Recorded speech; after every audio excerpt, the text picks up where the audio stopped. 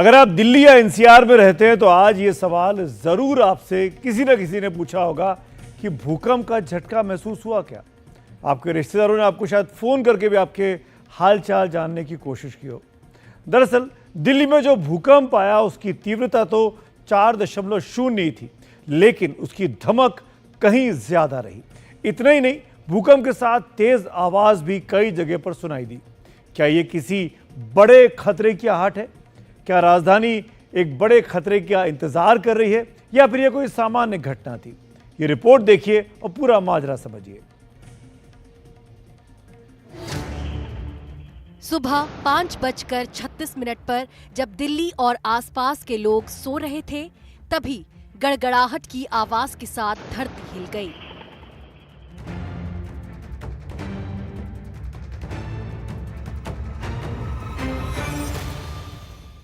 तो ये जैसे ये सब हिलने लग गए थे, ऐसा लगा था कोई ट्रेन जा रही है।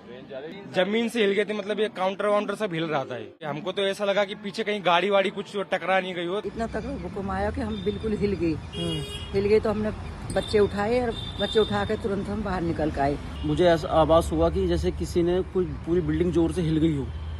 जब मैं उठ करके बेड पर बैठा तो मैंने देखा कि ऊपर का पंखा हिल रहा था।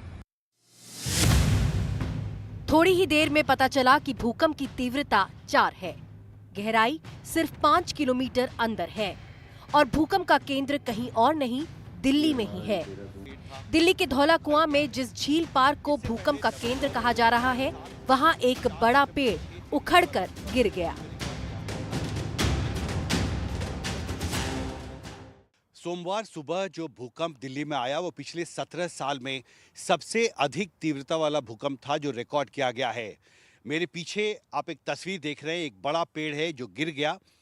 ये वही झील पार्क का इलाका है जो केंद्र बिंदु था, जहां पर भूकंप सबसे ज़्यादा महसूस किया गया है, जहां पर सबसे ज़्यादा असर भूकंप का हुआ। और इसका असर आप देख सकते हैं इन तस्वीरों में, एक बड़ा पेड़ था जो उखड़ गया है। रिक्टर स्केल पर 4 की तीव्रता वाला भूकंप सामान्य माना जाता है, लेकिन दिल्ली में जो भूकंप आया उसका असर सामान्य से ज्यादा रहा। इसके 3 कारण हैं। एक तो भूकंप की गहराई ज्यादा नहीं थी, यानी सिर्फ 5 किलोमीटर की गहराई में भूकंप का केंद्र था। दूसरी बात ये कि घनी आबादी वाला इलाका होने के कारण भूकंप को ज्यादा महसूस किया गया।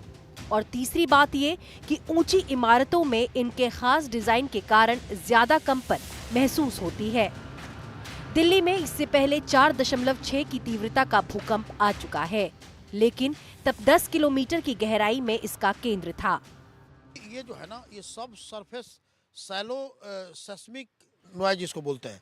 जब अर्थक्वेक जो बहुत ही सैलो डेप्थ में होता है तो सेस्मिक एनर्जी सरफेस की तरफ आती है और आने के बाद जो है वो रॉक मटेरियल्स जो भी होते हैं सैलो लेयर का, और मैंने 1 किलोमीटर तक जब पहुंचता है तो रंबलिंग साउंड होता है, जिसमें कि reverberation of the seismic wave बोलते हैं। और वो जो है एयर के साथ जो है मिलके और बहुत दूर तक इसकी साउंड सुनाई पड़ती है।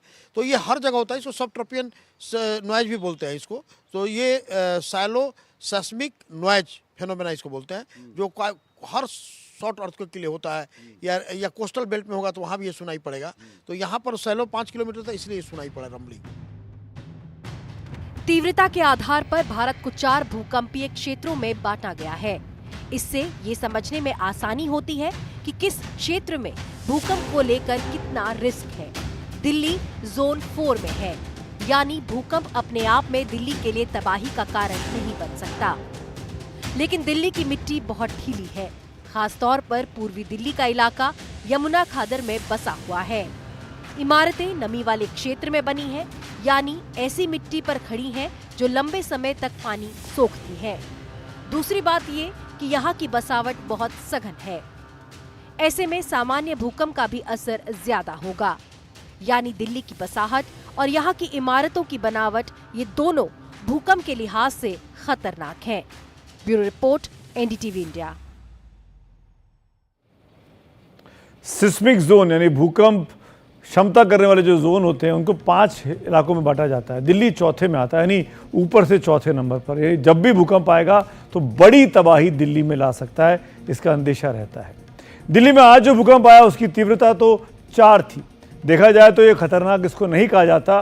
आपको एक बार बता देते हैं कि किस तीव्रता का भूकंप किस कैटेगरी में आता है और कितना असर डालता है। 2 से 2.9 का जो तीव्रता का भूकंप होता है उसमें हल्का कंपन सा महसूस होता है। 3 से 3.9 जब भूकंप की तीव्रता होती है तो ऐसा लगता है कि बगल से जैसे कोई ट्रेन गुजर गई हो। 4 से 4.9 तीव्रता का जब कंपन होता है, तीव्रता होती है, तब ऐसा लगता है कि दीवार पर, ऐसा दिखता है दीवार पर जो कैलेंडर हैं वो हिल जाते हैं। 5 से 5.9 तीव्रता के भूकंप में पंखे हिलने लगते हैं। 6 से 6.9 की तीव्रता वाले भूकंप में दीवार में दरार आ सकती है और 7 से 7.9 की जो तीव्रता होती है उसमें बड़ी इमारतें गिर जाती हैं, कमज़ोर इमारतें बिल्कुल नेस्तनाबूद हो जाती हैं। और अगर 8 की तीव्रता से ऊपर का भूकंप है तो ये बहुत बड़ी तबाही लेकर आता है, जैसे कि हमने कुछ बड़ी घटनाओं में अतीत में देखा है, चाहे वो गुजरात का हो या फिर कश्मीर का हो।